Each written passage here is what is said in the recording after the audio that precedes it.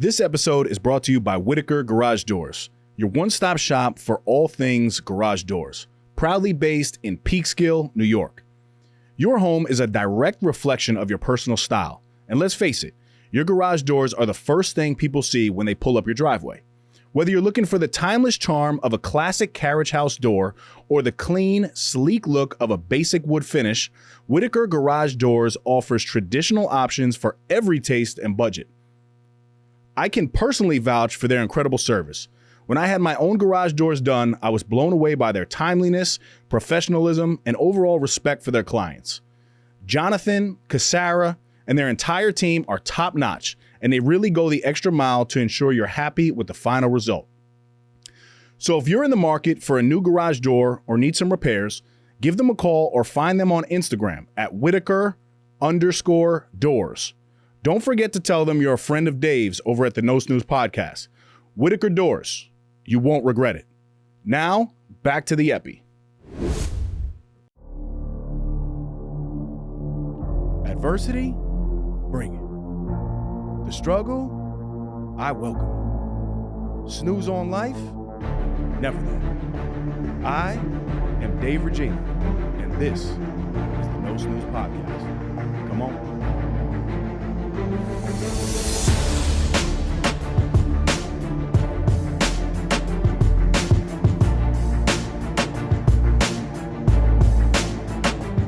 Welcome back, No Snooze Podcast, episode 257.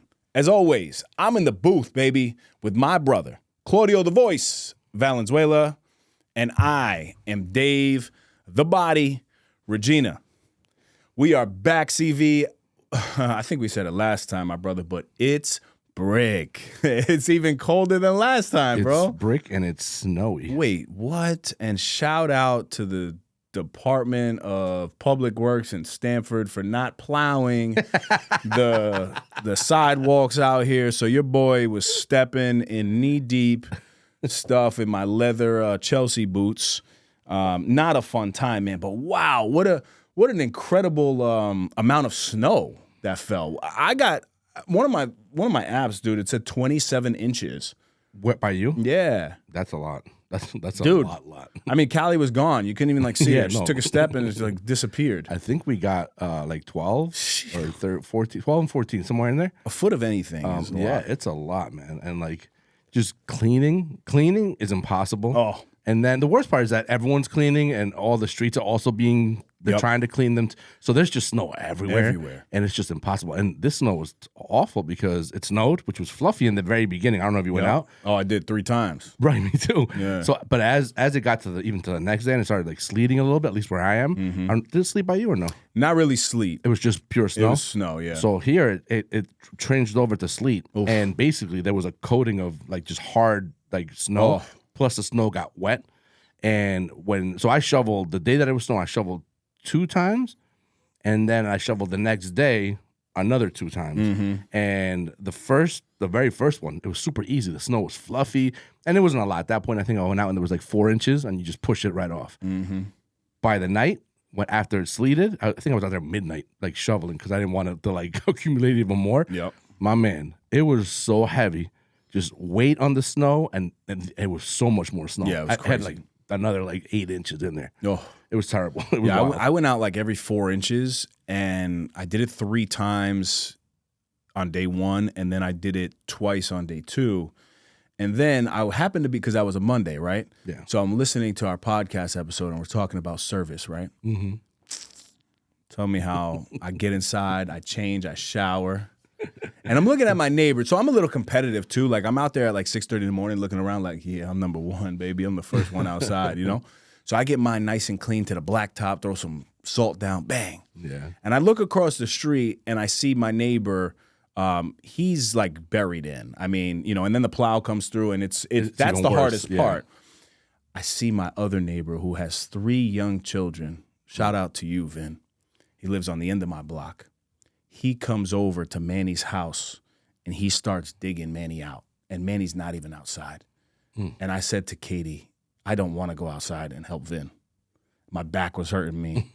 But in my ear, I was listening to the No Snooze podcast talking about acts of service. So, of course, I had to go outside and dig Manny out myself with him. And then he ended up coming, and he was so grateful for it. But little things like that, you know, it was a good reminder for myself. And I was like, wow, God, you would do this to me right now? And remind me and then challenge me. And literally I look out the window and I see my guy working. So had to help out. Question, you shovel? Straight shovel? Shovel, straight shovel. No, I'm not gonna lie. blower. You're gonna have to level up a little bit. See, I don't know, man. I was thinking about it, and I'm like, it's a back saver. That's all I'm saying. Yeah, but for me, you can help more people dude, if you want. I did 20,000 steps both days on a snow day. Yeah, 20,000 steps. it's a lot. Yeah, it's a lot, and I didn't go to the gym, obviously, but it felt good, you know. And I'm in a place now where I'm like, all right, look, I don't have a mansion out here. You know what I mean? It's a driveway. You've been there, but it's not that crazy. So I just kind of get it done. It's not really that big of a deal. Well, then I guess I'm a cheater because I have a machine. I have a little blower, not a blower. One, right? It's an electric one. It's not huge. So like this snow, it was obviously too much for the machine, but it did it. You know, I had one of the batteries died. That's how bad it was. It died. I had to go buy a new battery. You know how much each battery was for this thing? $400. Oh, wow. $400. Isn't a car like $200? I did it. No? Each they had two, but only one broke. So it was crazy. But this little machine, it helps because it doesn't. It's not perfect, but it gets a lot of the big stuff kind of out of the way, and then you still got to go and still shovel and still do other things. Okay. But it's a huge help, man. It's a back saver because at the end of the day, if you had to shovel, you shovel this by hand. Yep. It's a lot. So because I do have that, and I used to not, I will kind of help out people around me that maybe need a little extra help, and I do my neighbors like walkway just because he's old. I haven't even seen him in like a couple of years, but he's there. He has an aide come and they help him out. So I'll kind of help him out, and then I go to my parents and I do theirs, and theirs was even crazier because they live on a very narrow street, and when you're the smaller the street, the more the snowbanks they creep up in height, So it's wild. So stay warm out there, guys. Yeah, man, stay warm. And get yourself a machine. Shout out to New York. Shout out to New York right now. And then you got people like Sabby. He's out here in Florida posting like, oh, winter in Florida. It's like sunny and 75. God bless, baby. All right, so before we get into some questions this week, one, I just want to say thank you, guys. Thank you for the engaging with us. This is a great, this is a great thing that, we're going to keep it coming, and the feedback has been awesome. And I really appreciate, everybody kind of buying in and sending in the questions. So you can always do that on my Instagram when you see the poll up at Dave Reg or at No Snooze Podcast, or via Gmail, nosnoozepodcast@gmail.com. Today is a very special day, and I have been with my beautiful queen for 2 years. So shout out to you, Katie. I just want to say that I love you. I am grateful for you, and I choose you today and every day. I love the way that you love me. I love the way that you love my daughter. And I can't say enough about just what you've challenged me with in our relationship. You've brought me closer to God, which I'm so grateful for. And the thing that I love the most about you is your laugh. Sound a little goofy sometimes, but it is the cutest thing ever. And she gets these tears in her eyes. I think because I'm so funny, CV. See, I made him laugh with that too. But, she gets these tears in her eyes that it's just a beautiful thing to see somebody else live life that way. Just so full of joy and happiness that it literally brings tears to your eyes. And your joy rubs off on me. And then also, I think we do the little things really, really well in our relationship. If I'm cooking, she's cleaning. If I'm bringing flowers, she's doing the laundry. We switch, we hold each other down. And that's something that I never want to lose sight of. And, I love on you privately. And, I just want to take the opportunity to love on you publicly. So happy anniversary, my queen. I love you very much. And congrats. Thank you, my brother. 2 years, man. Yeah, it's crazy. You remember when I first came back and I was like, yo, this hot chick from college, bro, I'm going to go on a date. And she kind of deaded me for a little bit. For those who don't know, I kind of reached out via DM. That's a good thing. And it made me want it more and more, But she thought I was still in a relationship, so she really wasn't entertaining it. And finally, I convinced her to come on a date with me. We didn't call it a date, though. We called it a catch-up at the time. And I got her. All right. So what else we got? We got health is wealth.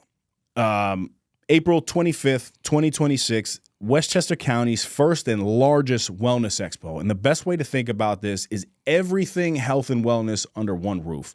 You have your physical health, your emotional health, mental health, financial health. We're bringing in big keynote speakers and breakout sessions. So far, we've got Gerard Adams. We got the guys from Earn Your Leisure. We have Francesca Sitma, who's going to lead a hypno breath work for the entire group. We got breakout sessions that are going to actually include Westchester local Jake Zemer.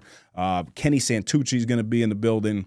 We got a lineup of a lot of people that will be dropping. So if you guys haven't got your tickets yet, definitely get your tickets there. If you want to be involved as a sponsor, please reach out to us directly. All right, that's the housekeeping stuff. And now, I got my challenge, my Bible verse challenge, man. So this is week 4, right? Let me get a sip of caffeine here. So every week, I have been committing to memorizing a Bible verse, and I'm specifically choosing things in the leadership genre that really just sit well with me. And this week is a verse from Proverbs 27, not to be confused with the number after 26, but 20.7, if that makes sense. And it is, the righteous lead blameless lives. Blessed are their children after them. So the righteous lead blameless lives, right? So too often, me included, we're out here blaming other people, right? There's no accountability on our end. So God is telling us that the righteous people, they don't blame. They lead blameless lives. Now, if you do that and you're not pointing the finger all over, God is going to bless your child. Blessed are their children after them. So when you show up properly, God is telling you that he's going to bless that next generation. And I think for me, I love that because obviously I have a child, but it's just something that, like, from an accountability standpoint, it makes me think on a daily basis how often I look to point the finger and I'm blaming other people. But if I want to live righteous and I want to find my way to heaven, I got to lead a blameless life, my brother. It's deep, right? Yeah. Yeah. Easier said than done. Oh, absolutely. But it's funny, like, you know, now we do like these little jingles too. Like this one was like, the righteously blameless lives. Blessed are the children after them. The righteously blameless lives. And Callie walks around the house, bro, and claps with me and does it. You should see us. We have like jingles going on all throughout the house. It's hilarious. But this 5-year-old is like picking up on all these Bible verses. And so I just like to share that every week. One other thing that I wanted to share, man, about perspective. Unbelievable. So the other day I was in my office and I had a one-on-one with an employee who has been there, you know, for some time. And this employee was very like distraught. And now with these one-on-ones, you got to be careful when you do them because you hope to always tap in on a personal level, but it's still a professional setting. So like you don't want to overindulge on the personal unless that person is comfortable sharing. And I could just see, like, just visibly, she was a female. She was a little distraught. And she ended up telling me about her best friend, who I believe is 43 or 45 years old, has an 11-year-old and a 16-year-old, and was just given 3 weeks to live. Oh, my God. 3 weeks to live. Not even a week later, she came back and that best friend died. And she got an opportunity to, like, go say goodbye to her, and it was a moment where she's been sick with, you know, she had cancer, but it wasn't like life-threatening, but then ended up getting this checkup a couple of weeks ago, and it was just over. Man. And literally from that hospital, they literally like moved her right into hospice. They told her it was 3 weeks. I don't even think it was 4 days. And it's just, it doesn't matter what you're going through. Life can end immediately. You know, I think of like Sean Degnan and his family during that time when his father got sick. He was a very healthy man as they knew him, right? Like there weren't things going on that they knew about, and literally goes into the hospital and like 16 or 20 hours later, he's dead. So whatever it is that you're currently going through, if you're listening to this on a Monday morning and that Monday traffic is pissing you off, or if you're listening to this on Friday and it's been a long week, just know that you're still here right now. Your family is still here. The loved ones in your life are still here. So shift that perspective and really sit and think about that because it could all end, in the blink of an eye. And that's something I got to remind myself of more. But when I do a one-on-one like that, I mean, that affected me for the rest of the week. Still, every day now that I'm in there, I see her and I'm like, oh my God, are you okay? Are you okay? And I'm thinking about that 11-year-old and the 16-year-old that now doesn't have a mother, Yeah, that's tough. And Yeah, that's definitely, it's definitely a perspective slap. Yeah, really quick, Yep. Wow. I mean, there's no real way to No segue out of that. No. It's real talk though, Yeah, no, it real is. talk. And, heart goes out to them and condolences. And Yeah, man. that's tough. Want to jump into the questions? Yeah, baby. Let's get. Again, sorry for the lack of a no segue, but no, man. Listen, this is and obviously you and I don't talk prior to, so that was just something that was on my mind that I think everybody listening to this podcast is focused on, growth, and it's just a good opportunity to recenter and get your perspective proper for the day. Yes, right. Let's get it, baby. For the past 5 years, I've trusted Kai Vision Studio with my podcast. And every time, Claudio delivers an exceptional experience. The setup here is flawless. Professional lighting, crystal clear audio, and a custom set that makes every episode look elite. As someone who speaks on leadership, I know how important it is to show up with clarity and confidence. This studio allows me to do just that. The quality here isn't just about the equipment, it's about the environment. Claudio has created a space where I can focus on my message, knowing the production will be sharp, engaging, and professional. In a world flooded with content, standing out matters. And having a studio like this gives me the edge to produce videos and podcasts that truly connect with my audience. If you're serious about creating high-quality content, I can't recommend Kai Visions enough. Claudio makes you feel at home, yet delivers at the highest level. 5 years in, I'm not going anywhere else.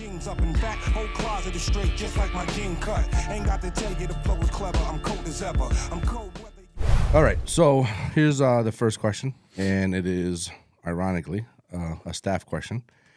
One of my staff members consistently underperforms. How would you handle this? Oof. All-time favorite question. So I'll give you an analogy of what I think like proper leadership is, right? So I think that leadership is like the weather in the environment of the workplace. You set the tone and the temperature of what's going on around you. The majority of people, we all function at a much lower level when it's gloomy, it's rainy, it's dark outside, right? Would you agree with that? Yes. I mean, we still get it done, but we're like, there's nothing better than a sunny day. It doesn't really matter if it's cold, doesn't matter if it's hot, but a sunny day is always much better. No, I agree 100%. Right? No. But I just set that as the tone because as you're leading, you want to basically bring that weather to the work environment. Now, your job as a leader is primarily two things: to define the success of what it is that you're looking for, and then a level of like an action plan for that individual to work into the mission, right? There's a ton of other things on a personal level when it comes to leadership. But primarily if you're talking about like staff that are working there, that's the two goals. They need to be clear of what the success is of the full vision and then what their personal like job is to do. And this is, again, very like base leader, but it's important to understand. So if they know that and they continue to do the wrong thing, I would actually challenge your leadership. Because for me, if somebody is doing the wrong thing, I am documenting that. First, I'm having a conversation. Then I am documenting it. And then from there, we're going to say, okay, this is what the goal was. This is what you didn't do.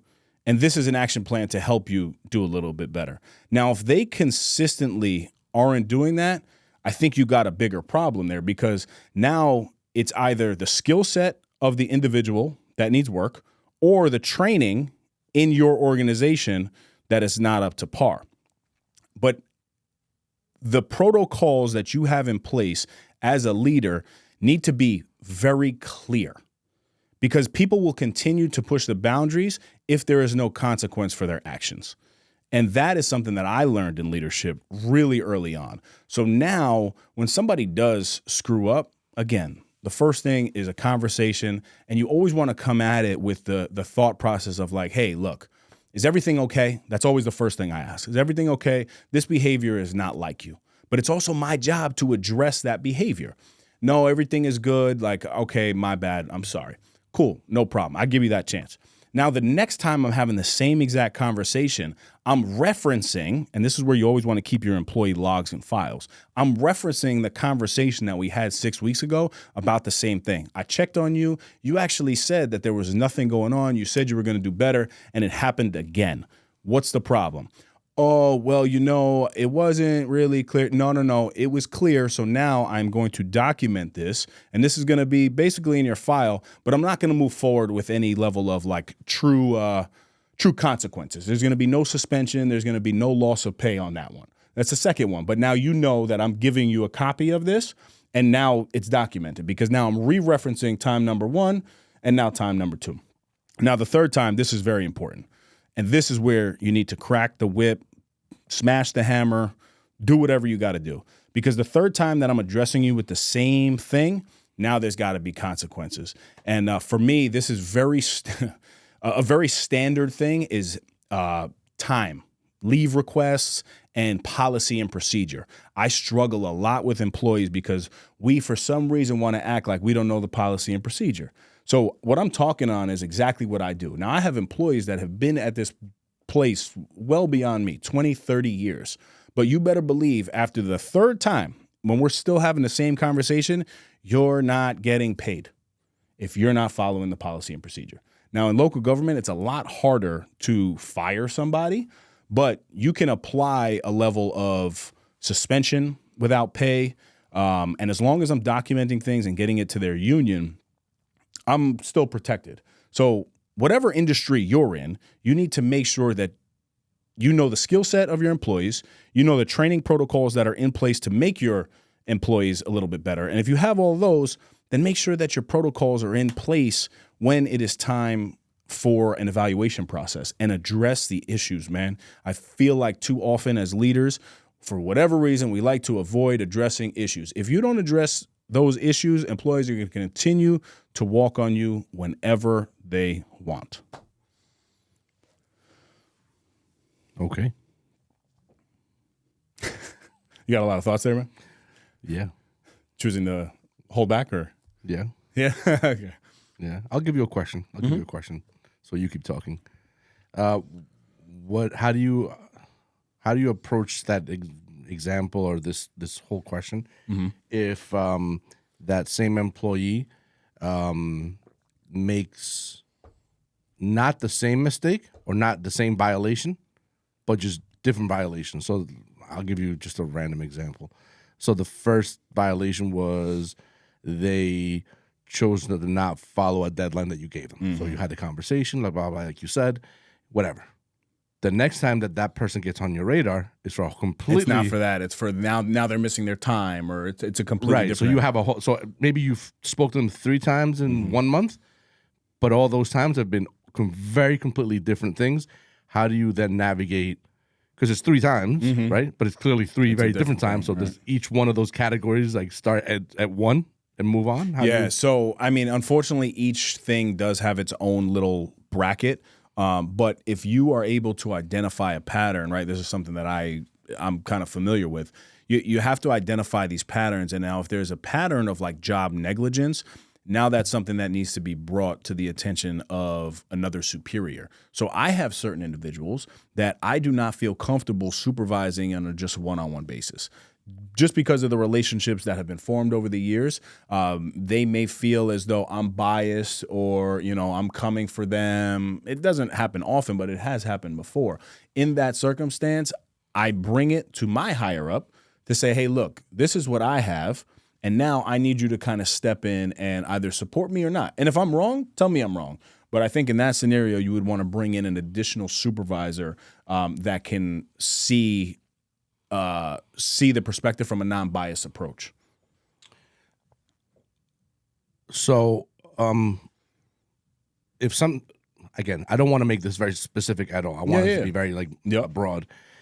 If that example that I gave you, right, happens, same person, bunch of different issues, all completely different, and it's human nature, and hopefully you can agree with this.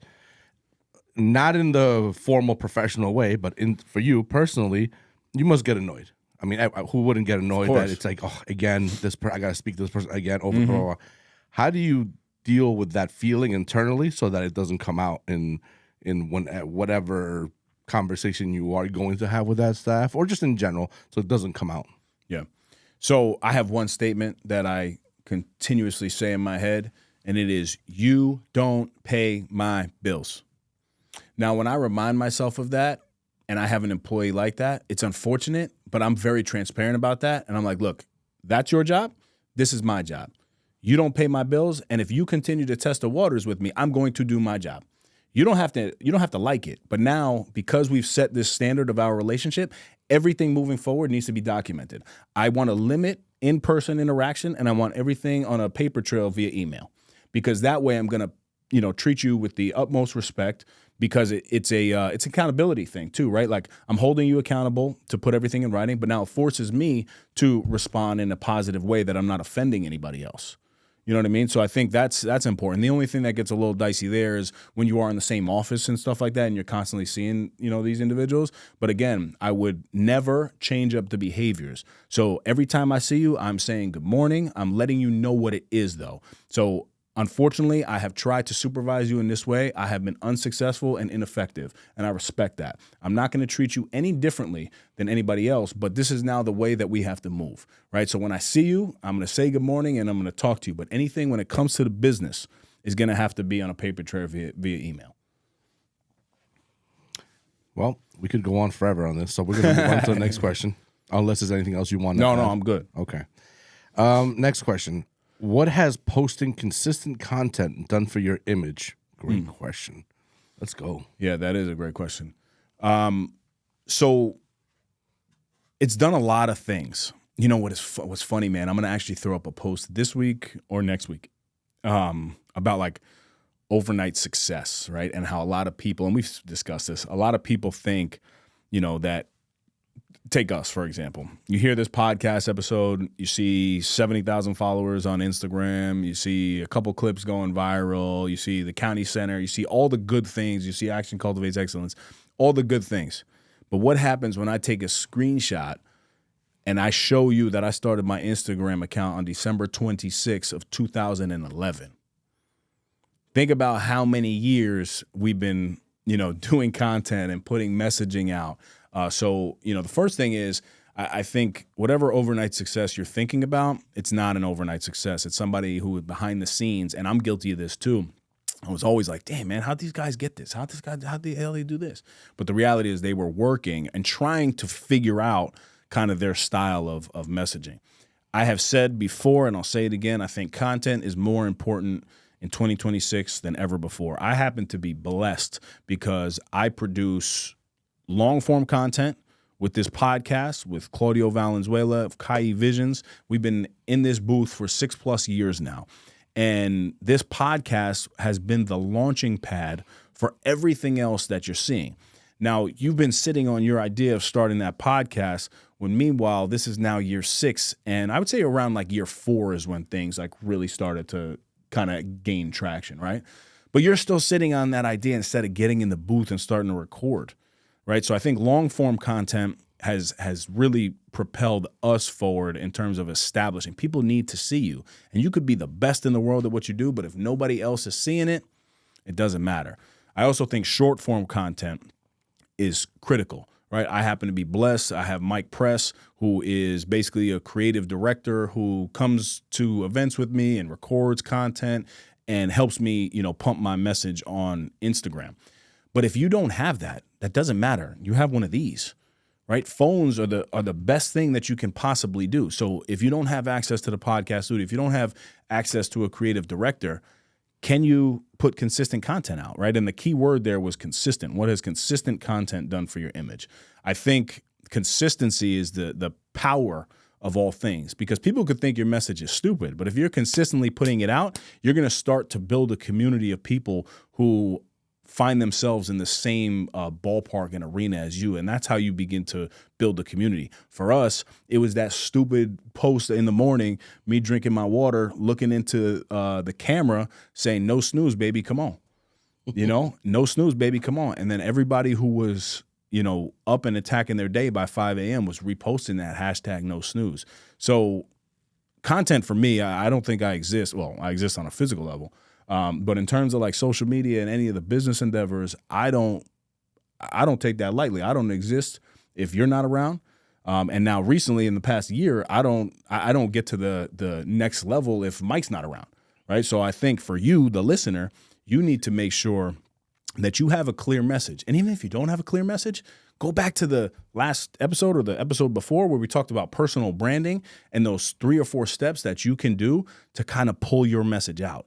Record the things that you are doing on a consistent basis and record the things that you like to do. It's as simple as that.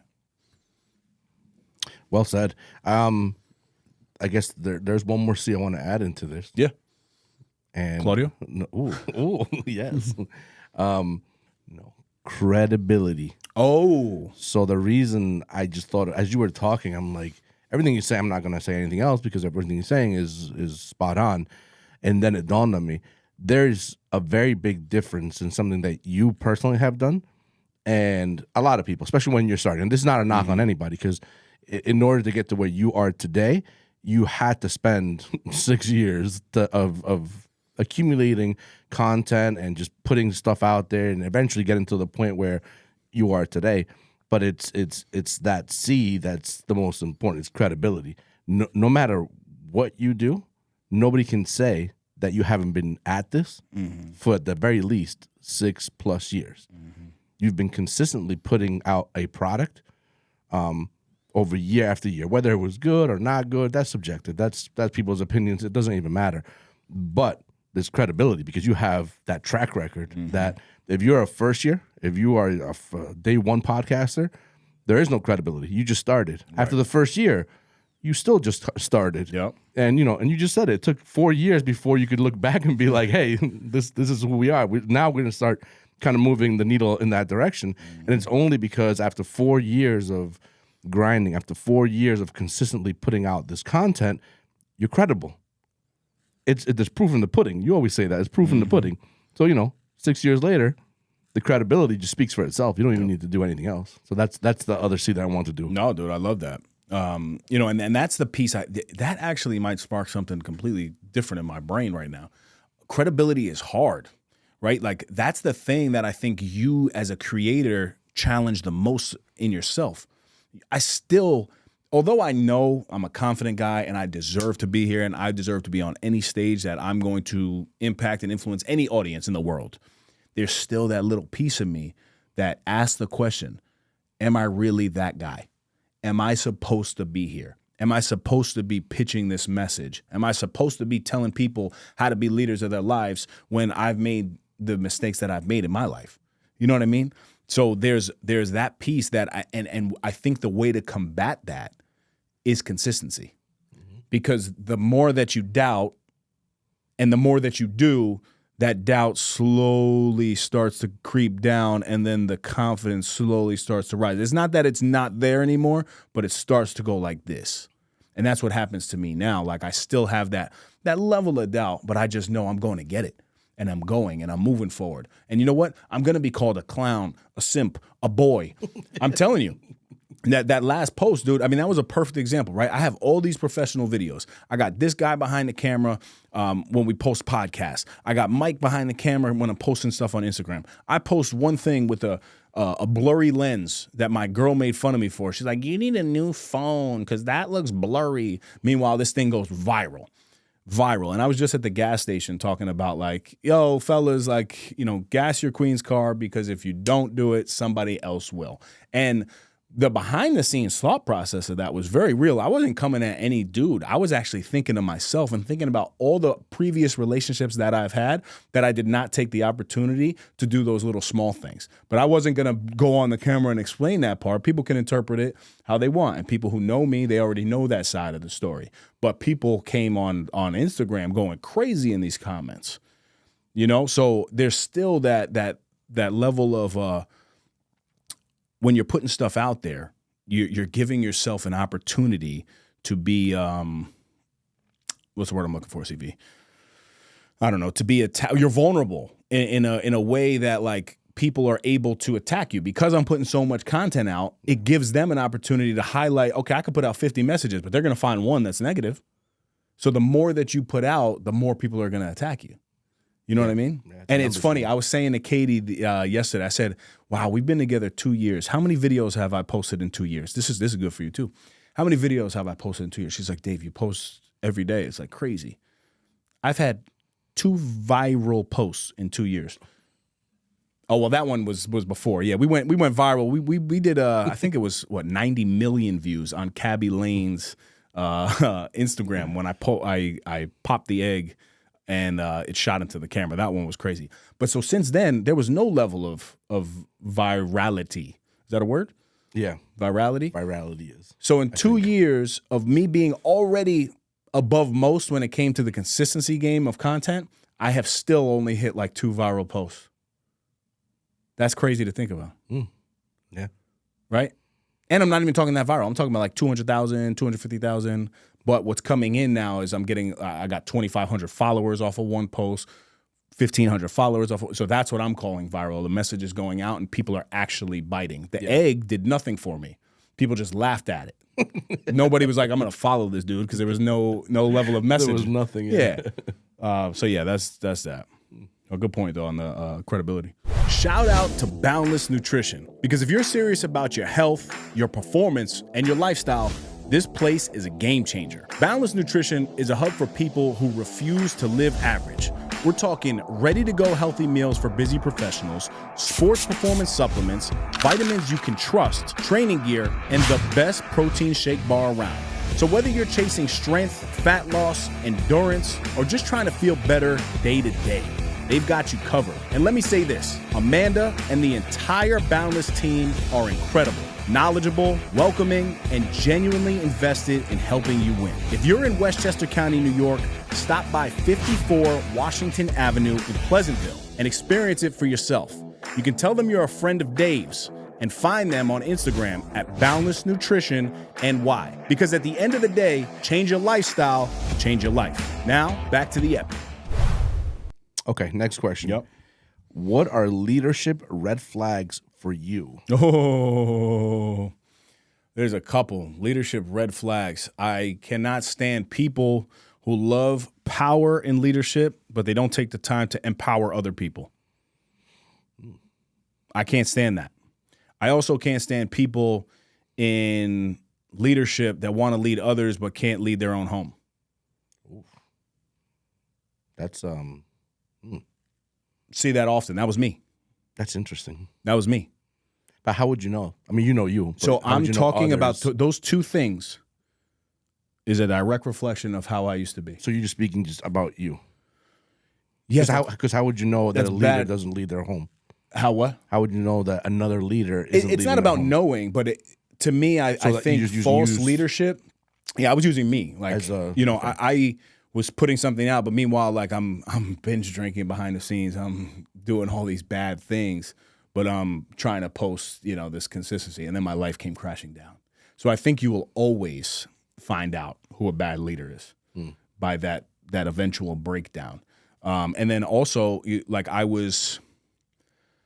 I loved being in an authoritative role, and then not really instilling that power in others, right? So those are two things right there that for me is, I don't know, terrible leadership. And then the other one, if I'm thinking about it, never be the leader that wants to correct everybody else, but the second somebody corrects and criticizes you, now you have a problem.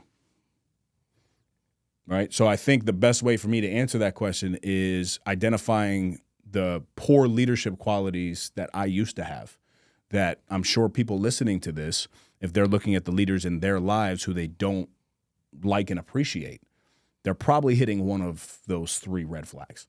There's probably a million red flags, right? But like those I think are easy for me to identify because I used to be that. What would you say your red flags are?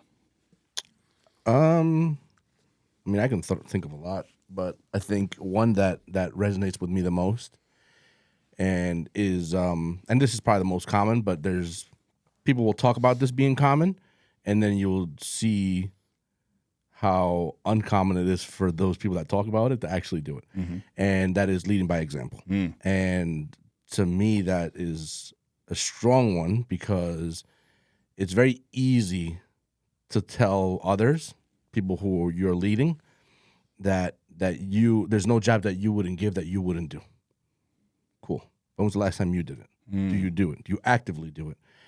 Just because maybe you did do it at one point in your life and you learned quickly that you didn't want to do that, because who wants to do the crap, you know?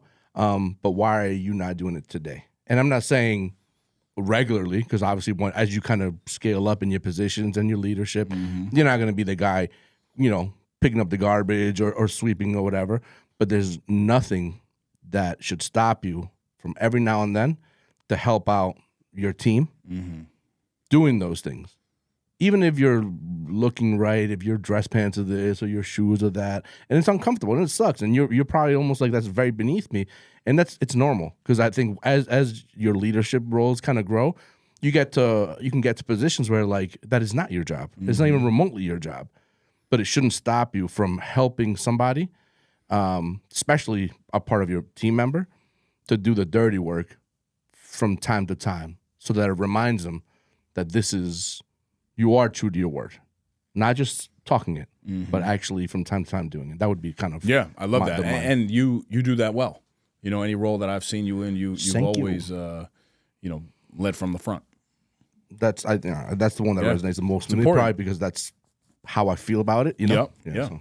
Well, thank God you just said that and you live by that, because if not, I would have been like Fugazi. Yeah. All right. Next question. Or do you have anything else to say about the leadership red flags? That's perfect. Next question. I think I'd rather stay on the leadership. I don't know how I feel about this next question. And actually, this is going to speak about leadership as well. What is your take on the political climate? Good luck. Yeah. Off to you. I hear climate. It's cold outside. It is cold. It's cold.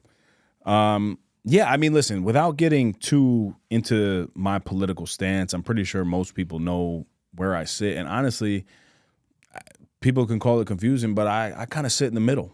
You know, I'm not far left. I'm not far right. I'm about what's right and my beliefs. I think there's a big problem with the political climate these days because there's a lot of leadership talk on both sides, and there's very low emotional maturity at times from both sides. And that's the piece that I don't really, I guess I can understand why, but I also question why we entertain that stuff. Because if somebody is attacking you and coming at you, I mean, I would simply look into the camera if I'm on that platform. I heard what you said. I disagree with everything you said because it's not true. Anybody who wants to come talk to me about that issue, cool, but I'm not going to come back and attack you because that's what you want. Imagine if the president of the United States, the governor of whatever state you're in, responded that way. We're about to get shut down. I'm afraid to open my mouth. No, you get what I'm saying? Like, I think there's too much, and I think it's also this too, bro. It's part of the problem. Everyone's scared to talk on it because it's such an uncomfortable thing. We can't talk about like doing the uncomfortable things and then just completely avoiding the uncomfortable conversations. You know, and again, we're not going to get into the, the ICE stuff. And look, I think that a lot of stuff that's going on is not okay. But I also think there's another side of things that a lot of these people are scared. You know, and I'm not just talking about ICE. I think that's a piece of it too, even with police officers. Like, I think a lot of police officers, they want to go home at the end of the night, and they're actually fearful. So I would question the leadership and the training of the United States of America that we're putting people in positions that have guns, right? Because at the end of the day, they're human beings and they want to go home too. And now, whether right or wrong, the second now they feel threatened, there's going to be shots going off. And this is historic. Now we just happen to have cameras all over the place. So I think now more than ever, and this is why I love what I'm doing in the leadership space with the book, 30 Lessons to Lead. And this is not a book plug. Well, if you haven't got the book, you absolutely should. Plug away. But local municipalities are bringing me in on a leadership level to talk to their team. These are people who have been in positions in political roles on a local government, state government level that have been in these roles for 20, 30 years that are actually investing in leadership. We need more of that, whether it's me or somebody else, right? Like individuals and organizations that are investing in leadership. That's the kind of people that I want to be around. We are in a democracy, right? Like that's the type of leadership that we live in. And both sides are a little ugly at times, man. And I don't know how else to change this culture besides promoting leadership, minimizing the attacking, promoting emotional maturity, and limiting just the things that you wouldn't do in your own home, right? Like going back to your principle, the same way that you would talk to somebody in your home or on your team should be the same way that you talk to a stranger. We got a lot of keyboard warriors in politics. We do, because you know you're safe. So you could just say whatever you want, and you could just literally, bro, and it's not even on a political level. You could be in an organization, and somebody can not like you and be like, oh my God, they just held an inappropriate meeting with me, and they touched me. Like, unfortunately, that's how ugly it is out here, right? And it ruins people's lives, and people are doing things, I think, just to get views and clicks and also context, right? Like people say things, and then they just want to clip just the little piece of what is said to make that other person look bad. In politics, tell the full story. Well, I think that is the key. What I've been trying so hard to not interrupt because I want to say, I think the biggest problem here, unfortunately, and to answer your question of how do you resolve this, is media. It's the media that controls the narrative. Yes. It's the media that amplifies what is said, what is done. They choose how to manipulate what's being put out there and feeding those that are not there, those that are not able to get the full story. And then it gets extremely opinionated. And then the very strong personalities of each side will start debating extremely aggressively. And it becomes a show. And at the end of the day, I don't know. I hate having the conversation about politics because I don't think it's not even a fair fight. Eggshells.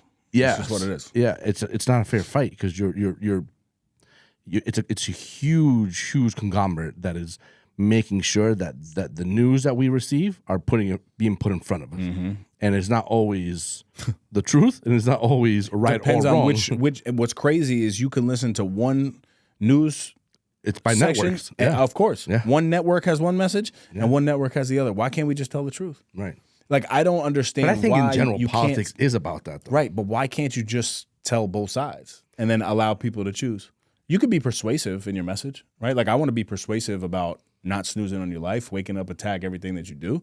But also, I'm well aware of people who might work overnight that have no level of like, yo, I'm not trying to like get up and grind first thing in the morning because I'm actually working and busting my ass overnight. You know what I mean? So like your message may be not for everybody, and that's okay. Like I also don't understand, and this is major in politics, major in relationships, major in leadership in general. I believe that disagreement is okay and disrespect is not. Right? Disagreement is fine. It's okay to say, you know what? I don't really agree. But the second, and we've been taught this, the second somebody disagrees with you, we want to go like this. And you want to fight. And I believe in a back and forth exchange, But I also believe in like healthy disagreements, right? And healthy challenges. My girl does it to me all the time. She'll be like, I don't like the way you said that. I don't like the way that you did this. And I'm like, oh, wow. Like, instead of me coming right back, I got to be like, all right, well, tell me how it made you feel. And like, why can't we just have real podcast conversations with the left and the right and just going back and forth versus being like, yo, this dude is a clown. This dude is this, blah, blah, blah. It's just attack. And you're not even talking about any policy. It just becomes an entertainment show. Yeah. So I don't know. That's my take on politics. We need more leaders, less followers, even though we're all out here chasing followers. That's crazy. That's crazy. That's wild. It's unfortunate too because it's we're trying to teach our kids how to be good humans and good people, and around time of election time, all you see is war on TV, whether it's through the debates and the bickering and the pointing the finger and then the insults and then the making fun of, and it's crazy because that's how are you supposed to take that in if you're a young person trying to like understand what politics may be, and it becomes a free for all to like just aggressiveness, which ultimately leads down. This would be a really wonderful time now to say thank you to everybody who has tuned in, and I want to have you guys here first as we announce that Dave Regina will be running for president in 2028. The slogan will be Reg for Prez 2028. Nah, I'm just playing. But, hey, if you liked it, let's go for it. Great transition. You like that, right? We got to get off the topic. You're absolutely right. Vote for Reg. We got to get out of here. Reg for Prez 2028. That's it, right? That's all we got. The questions. Beautiful. Listen, guys, keep this coming. Again, I just want to say thank you. Thank you for the support. Continue to share the show. Continue to challenge a friend with one of these questions. And also, like, come back and forth, right? How would you answer these questions? As you're driving in the car, as you're walking on the treadmill, what are your thoughts? Share them with us. Let us know. Tag us on Instagram. We like to engage with you guys. I just want to say thank you, whether you listen to one episode or 257 of them. Wow, that's a lot. And if you haven't bought the latest leadership playbook, 30 Lessons to Lead, I know the guy who wrote it. I will personally send you a signed copy if you order from my website, daveregina.com, and enter code No Snooze for the best deal that I've ever given. So if you want a copy, hit us up there. And as always, you can shop the latest merch at nosnoozeshop.com. And until next time, stop snoozing. Get up and get after it. My brother, you're killing this thing. Thank you guys for tuning in. That's another epi in the books. You can follow us on Instagram at No Snooze Podcast and leave us a 5-star review wherever you listen to us. Subscribe to our YouTube channel, No Snooze. Shop the latest merch at nosnoozeshop.com. Come on.